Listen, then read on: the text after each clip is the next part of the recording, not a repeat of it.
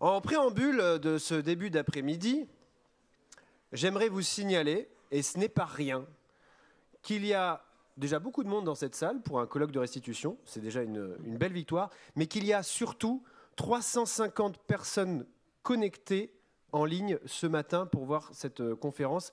Et ben ça s'applaudit. C'est une belle réussite pour tous les organisateurs. Bien, maintenant, mesdames et messieurs, le prochain chapitre est un polyptyque à segmentation tridimensionnelle, comme quoi, même quand on a un bac littéraire, on peut sortir des mots compliqués, vous n'en avez pas l'apanage. Ça veut dire qu'il y aura 3 parties, hein, c'est très simple.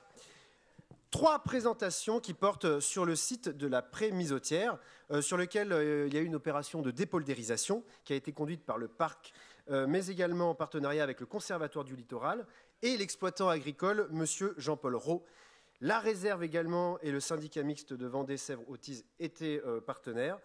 Et plusieurs suivis du site sont désormais engagés. Ça, ce sera pour la première partie. Le second thème, ce sera sur un sujet qui m'est cher, sur les outils de sensibilisation au grand public de tout ce qu'on est en train de faire là, avec notamment un projet développé depuis quelques années, le show scientifique et la mer monte. On retrouvera bien entendu notre professeur de kite préféré, Éric Chaumillon. Et enfin, le dernier thème portera sur l'évaluation socio-économique et écosystémique des différentes opérations conduites par ce beau projet Life B de l'Aiguillon. Mais commençons tout de suite avec une vidéo sur la dépoldérisation du site de la Pré-Misotière. Top. Quoi? Il me fait des gestes. Top, tac, je m'en vais.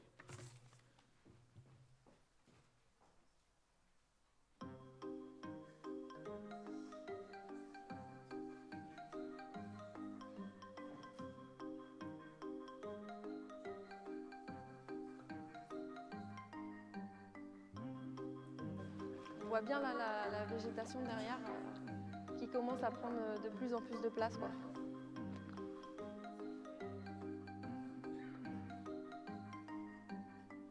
On se trouve sur le site de la ferme de la Pré-Misotière.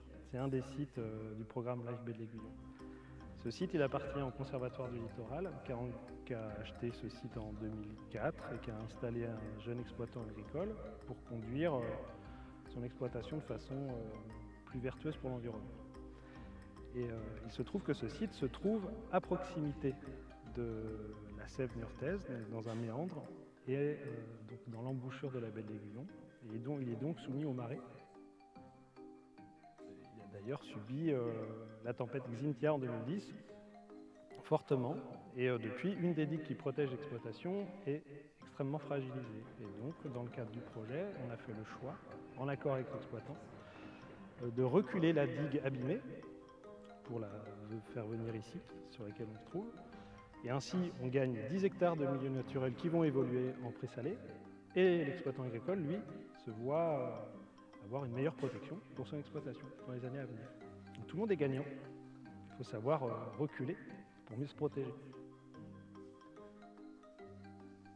Si on n'avait pas protégé, demain, il n'y avait plus d'exploitation.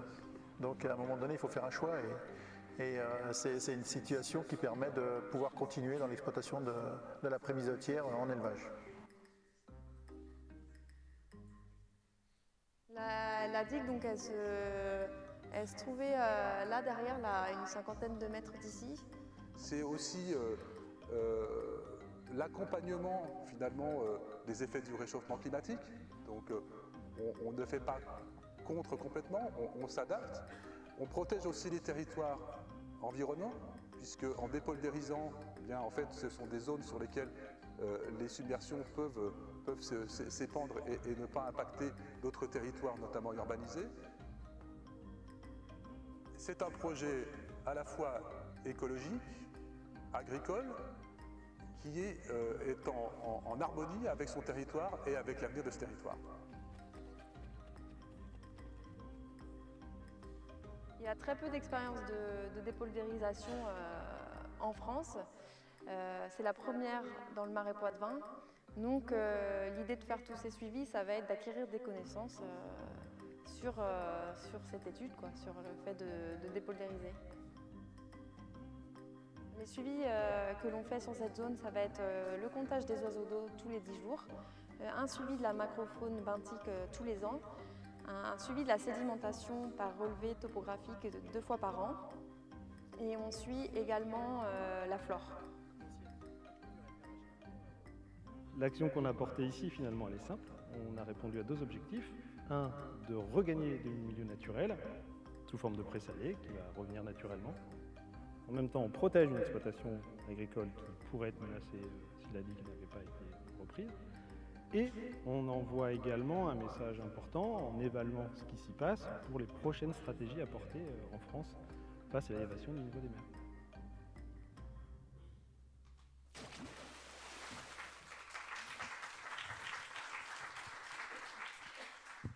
Philippe Risoli.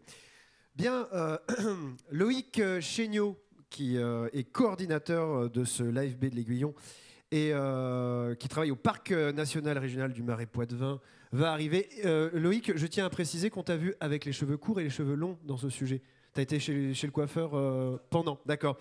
Et nous accueillons également Éric Perrin, qui est chargé de mission du Conservatoire du Littoral. Messieurs, bon, je te dirai pas Loïc fait court, parce que depuis tout à l'heure tu me dis le chrono, donc tu sais très bien ce que tu vas faire. À vous.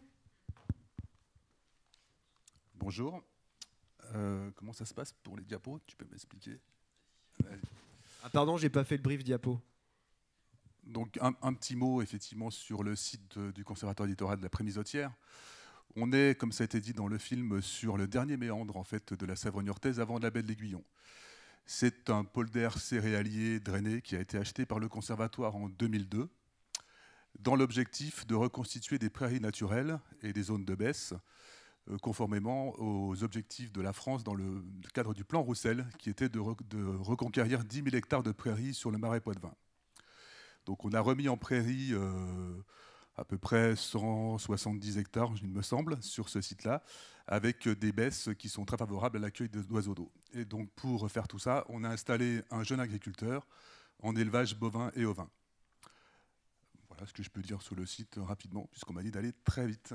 Je passe la parole à Loïc. Merci Eric. Alors, moi je vais vous rappeler simplement les 2 objectifs que nous portions dans le cadre du LIFE sur le site donc de la ferme de la Prémisautière. Le premier objectif était, par la restauration d'aménagements hydrauliques, d'améliorer la gestion des niveaux d'eau sur une surface de près de 20 hectares pour qu'on puisse développer un accueil bien plus favorable à l'avifaune présente sur le site. Pour faire ça, on a donc repris une sortie à la mer située sous une digue, donc ça a été des travaux conséquents, mais également on a repris des passages busés et également un ouvrage qui était en mauvais état. Donc ça a été un vrai gain, on a observé déjà une meilleure présence de l'avifaune sur le site. Et surtout, donc, ce qui faisait l'objet de la vidéo que vous avez pu voir, c'était le deuxième objectif, donc, de déplacer cette digue qui était abîmée. Donc c'était un objectif partagé donc, par l'ensemble des acteurs présentés dans le film, dans le but donc d'améliorer la protection de l'exploitation qui avait fortement subi la tempête Xynthia, et également recréer un espace naturel qui permet l'expansion des eaux marines lors des fortes tempêtes. Pour ce faire, il y a eu 2 grandes étapes. La première, ça a été 2 années de concertation avec les partenaires. Donc le conservatoire, Jean-Paul Roux, l'exploitant, qui ne peut pas être là aujourd'hui, qui s'excuse. Mais également RTE, parce qu'il y a la présence d'un pylône électrique en bordure de la digue. Donc on a vu ça avec eux, il n'y a pas de difficulté. Et également d'être en accord et en cohérence avec le programme d'action et de prévention des inondations, donc le PAPI, et l'opérateur local, le syndicat mixte Vendée-Sèvres-Otis, qui avait la charge de piloter ce programme sur la Prémisautière, mais pas que. On a d'ailleurs mutualisé nos moyens techniques et financiers pour gagner en cohérence sur le sujet. La deuxième grande étape a été, pendant 2 années, de respecter et d'instruire réglementairement le dossier, avec 2 grands points, un dossier loi sur l'eau qui a pris une bonne année et une enquête publique qui s'est déroulée durant 6 mois en raison de la crise Covid. Mais ça a fonctionné. Pour arriver donc en l'été 2020 à des travaux qui se sont engagés en juillet pour se terminer en octobre, donc pendant 3 mois, La digue a donc été arasée, les matériaux ont été repris pour reconstituer une nouvelle digue 150 mètres en arrière dans les terres, une digue de près de 700 mètres linéaires. Parallèlement à ça, on a également créé une petite digue secondaire, mais en fait c'est un merlon de terre végétale, car on sait que les digues, une fois terrassées, vont se tasser avec le temps, et donc on a anticipé ce tassement, et donc on a les matériaux nécessaires pour revenir rehausser la digue d'ici 5 à 6 ans. Et l'ensemble des matériaux nécessaires et de la terre végétale a été prélevé directement sur le site entre la nouvelle digue et l'ancienne digue.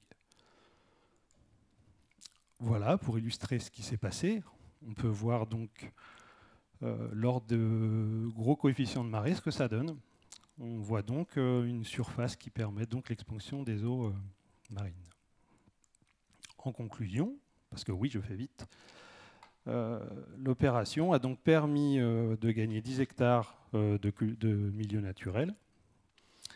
Et pour votre information, le coût de l'eau, voilà, il y a eu 60 000 € de maîtrise d'œuvre et 250 000 € de travaux de terrassement. On ne va pas s'arrêter là. La suite, ça va être évidemment d'évaluer le site, comment il se comporte, pour pouvoir avoir des informations à partager ailleurs en France. Je te laisse. Oui, le Conservatoire du littoral donc, travaille sur plusieurs projets plus ou moins similaires de dépolarisation et on a besoin d'avoir des retours d'expérience sur les travaux que l'on a pu faire. Donc on a noué un partenariat avec la réserve naturelle de la Belle-Aiguillon qui est aussi abritée sur la ferme de la Prémisotière et puis les universités de Brest-Sud et Brest-Occidental et l'université de Rennes pour des suivis, donc avec la réserve, donc il y a un suivi, ça a été expliqué un peu dans la vidéo, un suivi de l'évolution topographique du site, et puis également un suivi de l'organisation par la faune et la flore, que ce soit végétation, avifaune, amphibien, faune benthique, donc ça c'est en train de se faire. Et puis avec l'UBO, un travail dans le cadre d'un projet DPM PEPS 2, où il y a un travail sur l'analyse des dynamiques écologiques qui sont en face sur le site, et puis une analyse aussi de la perception du milieu et de sa transformation donc, par les populations locales. Ces éléments-là vont vous être présentés dans les présentations qui vont suivre, les prochains intervenants. Merci. Merci, messieurs.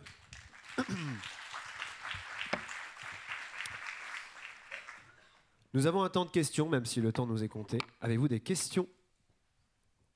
Pardon, je fais ça à chaque fois parce que en fait, je suis pas, je vois pas là. Bref. Pas de questions ? Pardon. Oh, Eric. Vas-y.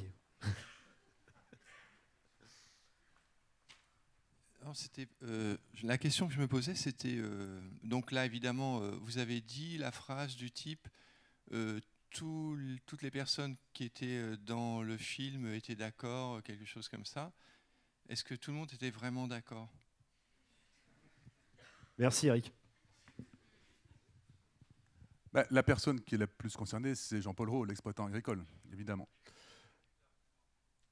Alors, les autres agriculteurs, eux, au contraire, l'objectif quand même premier, un des objectifs, c'était de soustraire en fait cette digue qui était très proche de la Sèvre de l'érosion de la Sèvre, donc de garantir sa pérennité.